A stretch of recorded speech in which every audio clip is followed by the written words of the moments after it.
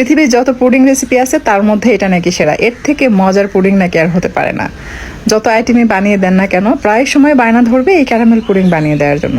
এটা বাচ্চাদের খুবই পছন্দের, শুধু বাচ্চারা না বড়রা খুবই পছন্দ করেন। চলুন আজকে আমি এই মিষ্টি ডেজার্টটা আপনাদেরকে বানিয়ে দেখাই। প্রথমে ঘন দুধের মিশ্রণ তৈরি করার জন্য আমি এখানে চেপে চেপে 1 কাপ গুঁড়া দুধ নিয়েছি, আর তাতে পানি দিয়ে দিচ্ছি 2 কাপ। এটা হালকা গরম। খুব ভালোভাবে পানির সাথে গুঁড়া দুধ মিশিয়ে নিতে হবে, যেন গুঁড়া দুধ দলা পেকে না থাকে। ডিমের পুডিং বানানোর জন্য 3টি উপকরণই যথেষ্ট: ডিম, দুধ আর চিনি। বাকি যে উপকরণ অ্যাড করা হয় সেটা স্বাদ বৃদ্ধির জন্য বা ডিমের গন্ধ যেন চলে যায়। 2 কাপ ঘন দুধের জন্য ডিম লাগবে 6টি। আমি 7টি নিয়েছি, যেন গরম অবস্থায় এটা মোল্ড আউট করলে ভেঙে না যায়। আর মিষ্টির জন্য চিনি দিয়ে দিলাম 3/4 কাপ, অর্থাৎ 1 কাপের একটু কম। সামান্য লবণ দিয়ে দিচ্ছি এবং ফ্লেভারের জন্য দিয়ে দিচ্ছি মিল্ক এসেন্স 2 চা চামচ, আর ভ্যানিলা এসেন্স দিয়ে দিচ্ছি 2.5 চা চামচের মতো। ভ্যানিলা এসেন্স এবং মিল্ক এসেন্স দেওয়ার ফলে এই ডিমের পুডিংয়ের মধ্যে ডিমের কোনো গন্ধ থাকবে না। আপনারা বানালেই বুঝতে পারবেন। দুধ চিনির সাথে খুব ভালোভাবে মিক্স করা হয়ে গেলে এটা ছেঁকে নিতে হবে।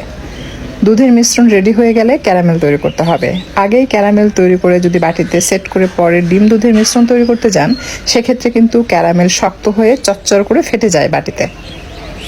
ক্যারামেল তৈরি করার জন্য 1/2 কাপের একটু কম চিনি নিয়েছি। চেষ্টা করবেন সাদা চিনি দিয়ে ক্যারামেল তৈরি করতে, এতে করে ক্যারামেলের এটা পাতলা হয়।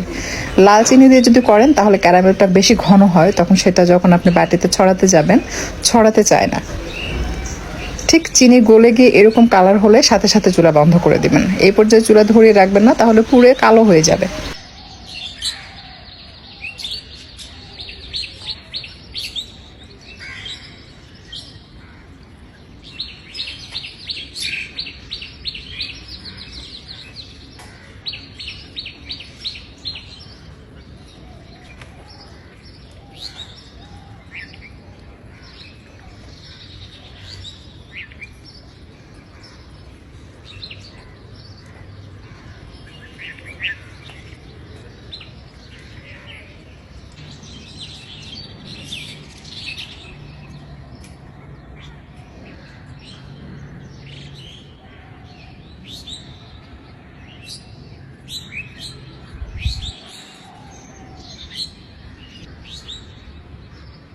পানিতে হালকা বলক আসার পর স্ট্যান্ড বসিয়ে তার উপর পুডিংয়ের বাটি বসিয়ে আমি ঢাকনা দিয়ে ঢেকে, উপরে আরেকটা ঢাকনা দিয়ে ঢেকে আমি এটাকে 1 ঘন্টার মতো বসিয়ে রেখেছিলাম চুলায়, মাঝারি থেকে কম তাপে।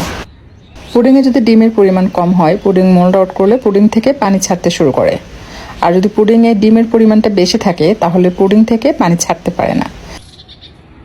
চুলা থেকে নামিয়ে একটু ঠান্ডা হতে দিবেন।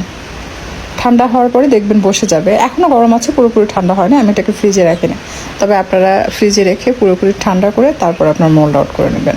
তবে আমি যে পরিমাণ বলেছি, অর্থাৎ 2 কাপ ঘন দুধের সাথে যদি 6টি ডিম দিয়ে আপনি পুডিং বানান, বা 7টি নিলে তো কোনো কথাই নেই, কখনোই মোল্ড আউট করার সময় পুডিং ফেটে যাবে না। আর যদি আপনি 4টি বা 5টি ডিম দিয়ে 2 কাপ দুধের সাথে মিশিয়ে পুডিং বানান, সেক্ষেত্রে অনেক সময় দেখা যায় পুডিং মোল্ড আউট করা মাত্র পুডিং ফেটে যায়। অর্থাৎ দুধে যদি ডিমের পরিমাণ কম হয়, তাহলেই কিন্তু পুডিং ফেটে যাবে।